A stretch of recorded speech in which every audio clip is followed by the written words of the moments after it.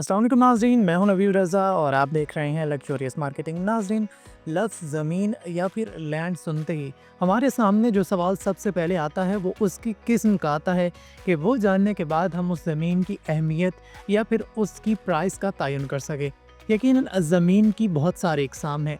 वो agricultural land हो सकती है, वो रेजिडेंशियल लैंड हो सकती है, फिर वो कमर्शियल लैंड हो सकती है, वो इंडस्ट्रियल लैंड हो सकती है, और ये भी हो सकता है कि वो ट्रांसपोर्टेशन के लिए रोड्स के अंदर यूज़ हो रही हो, या फिर इसका इस तरह से भी तयन होता है कि क्या वो सरकारी ज़मीन है या फिर कोई भी प्राइवेट शख्स उसको ओन करता है।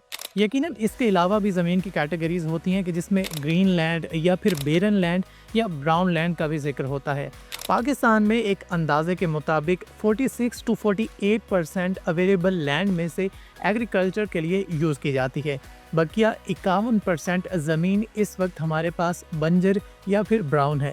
यकीनन गवर्नमेंट ने अपनी सतह के ऊपर कैटेगरीज डिफ़ाइन कर रखी हैं कि कौन सी ज़मीन के ऊपर आप रेजिडेंशियल सोसाइटीज़ लॉन्च कर सकते हैं और कौन सी ज़मीनों के ऊपर आपको सिर्फ ज़राअत को ही अपना मुतमईन नज़र बनाना चाहिए और ज़राअत के रिलेटेड ही आप वहाँ पर एक्टिविटीज़ कर सकते हैं। लेकिन अब मामला यहीं पर रुकता नहीं है। हमने गुज़िश्ता चंद सालों के दौरान मुख्तलिफ बड़े डेवलपर्स को ऐसी ज़मीनों के ऊपर भी प्रोजेक्ट्स करते हुए देखा है कि जो पहले तो ज़रई रकबे थे, पहले तो ग्रीन ज़मीन थी, लेकिन बाद में उसका स्टेटस चेंज कर दिया गया और वहाँ पर आज के दिन हाउसिंग सोसाइटीज़ एग्जिस्ट करती हैं। यकीनन ज़राअत का कुछ हाल बेहतर नहीं है, लेकिन इसका ये हरगिज़ मतलब नहीं कि अगर कोई चीज़ ख़राब चल रही है, अगर कहीं पर फसलों के रेट नहीं हैं, कहीं पर बीज नहीं है, कहीं पर अच्छी स्प्रे और खाद नहीं है, या फिर चीज़ें ओवर प्राइस्ड हो चुकी हैं, अजनास की कीमतें बेतहाशा गिर चुकी हैं, मार्केट के अंदर कोई ख़रीदने वाला नहीं है, किसानों को नुकसान हो रहा है कि जिसके ऊपर हम इज़हार ख़याल करते रहते हैं।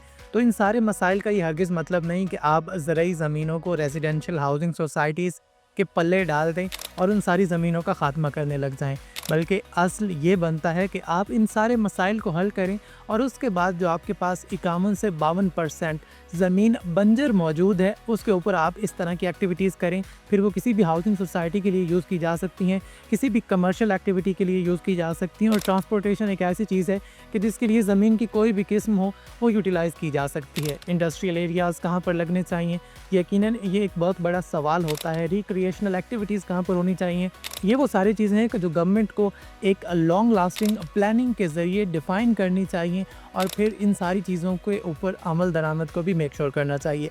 हम तवक्को करते हैं कि ज़राअत से जुड़े तमाम तर लोगों के मसाइल गवर्नमेंट हल भी करेगी और ज़रई ज़मीनें इसी तरीके से आबाद भी रहेंगी और वहाँ पर फसलें भी हमें लहलहाती नज़र आएंगी, और कोई भी डेवलपर उनकी ज़मीनों के ऊपर कब्ज़ा करने के बाद वहाँ पर अपना कोई भी प्रोजेक्ट करने में कामयाब नहीं हो सकेगा।